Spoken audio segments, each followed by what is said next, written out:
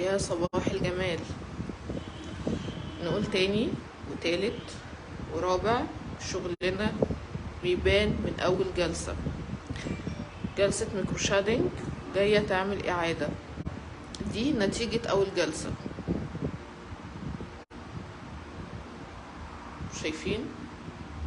لو ما كانتش الحتة دي خفت عندها كنت هقول هي اصلا مش محتاجة لاعادة. ما شاء الله يعني. شايفين الحاجب،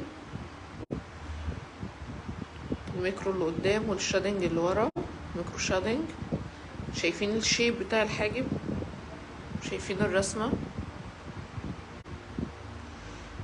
حواجبها ما فيهاش الهوا، هي بس الحتة دي اللي خفت شوية بس، غير كده والله اقول مش محتاجة اصلا لاعادة.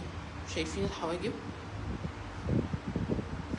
طبعا الرسمة الطايرة الشهيرة بتاعتنا دي. ايه رأيك في حواجبك؟ لا مش سامعاكي يا بنت علي صوتك شوية. تحفة قوي. لا بجد. طب اصحابك قالوا لك ايه؟ طيب اهم حاجة عجباكي يعني نتيجة اول جلسة، ايه رأيك فيها؟ بس الحتة دي عشان الحتة اللي خفت دي مش مشكلة، هنعيد عليها دلوقتي ان شاء الله وتظبط معاكي، لكن في المجمل العام لا جميلة تاني هو الحواجب ما شاء الله، الشيب والرسمة واللون حاجة في منتهى التحفة يعني. ما شاء الله عجباني، وانا اصلا بحب الشيب ده. واكتر الناس اللي بتيجي، عشان ما حدش يقول لي بس انت رسوماتك كلها قريبة من بعض، انا اكتر الناس اللي بتيجي هي اللي بتطلب الشيب ده.